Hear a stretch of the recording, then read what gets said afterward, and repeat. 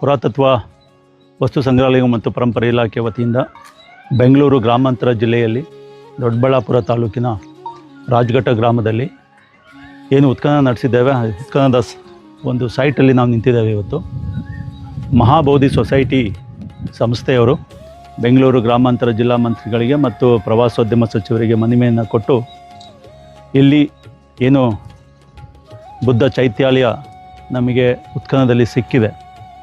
ಈಗ ನಡೀತಿರುವಂಥದ್ದು 3ನೇ ಉತ್ಖನನ. ಹಿಂದೆ 2 ಬಾರಿ ಉತ್ಖನನ ಈ ಸ್ಥಳದಲ್ಲಿ ಅಂದರೆ ಅಕ್ಕಪಕ್ಕ ಸ್ಥಳದಲ್ಲಿ ನಡೆದಿತ್ತು. ಇದನ್ನು ಸಂರಕ್ಷಣೆ ಮಾಡಬೇಕು, ಸರ್ಕಾರದ ವತಿಯಿಂದ ಸೂಕ್ತ ಕ್ರಮ ತಗೋಬೇಕು ಅನ್ನೋ ಒಂದು ಮನವಿಯನ್ನು ಕೊಟ್ಟಿದ್ದ ಹಿನ್ನೆಲೆಯಲ್ಲಿ ಮಾನ್ಯ ಮುಖ್ಯಮಂತ್ರಿಗಳು ನಿರ್ದೇಶನ ಕೊಟ್ಟಿದ್ದಾರೆ. ಈ ಸ್ಥಳವನ್ನು ಯಾವ ರೀತಿ ಸಂರಕ್ಷಣೆ ಮಾಡಬೇಕು ಮತ್ತು ಇದನ್ನು ಹೇಗೆ ಒಂದು ಪ್ರವಾಸಿ ಕೇಂದ್ರವಾಗಿ ಐತಿಹಾಸಿಕ ಸ್ಥಳವನ್ನಾಗಿ ಉಳಿಸಿ ಮತ್ತು ರಕ್ಷಿಸಬೇಕು, ಇದ್ರ ಬಗ್ಗೆ ಪರಿಶೀಲನೆ ಮಾಡಿ ಒಂದು ವರದಿಯನ್ನು ಸಲ್ಲಿಸಿ ಅನ್ನೋ ಒಂದು ಸೂಚನೆಯನ್ನು ನಿರ್ದೇಶನವನ್ನು ಕೊಟ್ಟ ಹಿನ್ನೆಲೆಯಲ್ಲಿ ಇವತ್ತು ನಾನು ಮತ್ತು ನಮ್ಮ ನಿರ್ದೇಶಕರು ಮತ್ತು ಉಪನಿರ್ದೇಶಕರು ಈ ಸ್ಥಳಕ್ಕೆ ಬಂದಿದ್ದೇವೆ.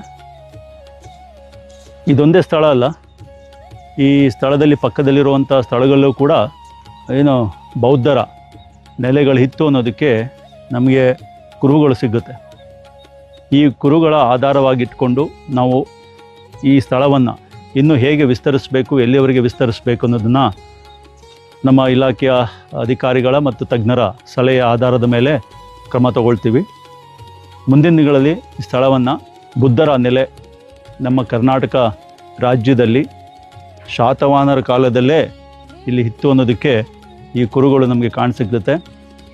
ಇವುಗಳನ್ನು ನಾವು ಹೇಗೆ ಉತ್ಖನನ ಮಾಡಿದ್ದೇವೆ, ಉತ್ಖನನ ನೆಲೆಯಾಗಿ ಎಕ್ಸಿಬಿಷನ್ ಸೈಟ್ ಆಗಿ ನಾವು ಅದನ್ನು ಸಂರಕ್ಷಣೆ ಮಾಡೋದಕ್ಕೆ ಖಂಡಿತ ಕ್ರಮ ತಗೊಳ್ತಾ ಇದ್ದೀವಿ. ಪ್ರತಿಯೊಂದು ಉತ್ಖನನ ಮಾಡಿದಾಗಲೂ ಕೂಡ ನಮಗೀಗ ನೋಡ್ಬೋದು ನೀವು ಹೇಗೆ ಕಟ್ಟಡಗಳು ಇವೆಲ್ಲ ಮುಂದೆ ನಮ್ಮ ಹಿಂಭಾಗದಲ್ಲಿ 2001 ಮತ್ತು 4-5ರಲ್ಲಿ ಎಕ್ಸ್ಕವೇಷನ್ ಆಗಿತ್ತು.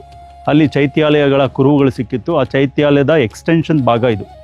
ಇವುಗಳಲ್ಲಿ ಒಂದು ಕೊಠಡಿಗಳು ನಮಗೆ ಕಾಣ್ತಾ ಇದೆ. ಈಗಾಗಲೇ ಪ್ರೊಫೆಸರ್ MSK ಅವರ ಒಂದು ಈ ಉತ್ಖನನದ ಬಗ್ಗೆ ಈಗಾಗಲೇ ಒಂದು ಪುಸ್ತಕವನ್ನು ಪಬ್ಲಿಷ್ ಮಾಡಿದ್ದಾರೆ. ಇದರ ವರದಿ ಕೂಡ ಸಿದ್ಧ ಆಗ್ತಾ ಇದೆ. ಇದು ಚೈತ್ಯಾಲಯದ ಒಂದು ಎಕ್ಸ್ಟೆಂಡೆಡ್ ಕಟ್ಟಡ ಆಗಿರೋದ್ರಿಂದ ಆಗಿನ ಕಾಲದಲ್ಲಿ ನೋಡಿ ನಿಮಗೆ 1 ಮತ್ತು 2ನೇ ಶತಮಾನದಲ್ಲಿ ಬಳಸಿದಂತಹ ಇಟ್ಟಿಗೆಗಳು ಕೂಡ ನಮ್ಮ ಕಣ್ಮುಂದೆ ಕಾಣ್ತಾ ಇದೆ. ಇವುಗಳನ್ನು ಸಂರಕ್ಷಣೆ ಮಾಡೋ ಜವಾಬ್ದಾರಿ ನಮ್ಮದಾಗ್ತದೆ. ಮುಂದಿನ ದಿನಗಳಲ್ಲಿ ಇದನ್ನು ಒಂದು ತೆರೆದ ವಸ್ತು ಸಂಗ್ರಹಾಲಯವನ್ನಾಗಿ ಮಾಡುವಂಥ ಜವಾಬ್ದಾರಿ ಇಲಾಖೆ ಮತ್ತು ಸರ್ಕಾರದ ಮೇಲಿದೆ. ಮುಂದಿನ ದಿನಗಳಲ್ಲಿ ಮಾನ್ಯ ಮುಖ್ಯಮಂತ್ರಿಗಳ ನಿರ್ದೇಶನ ಮತ್ತು ಪ್ರವಾಸೋದ್ಯಮ ಸಚಿವರ ಒಂದು ಮಾರ್ಗದರ್ಶನದಲ್ಲಿ ನಾವು ಅದನ್ನು ಕ್ರಮ ತಗೊಳ್ತೀವಿ.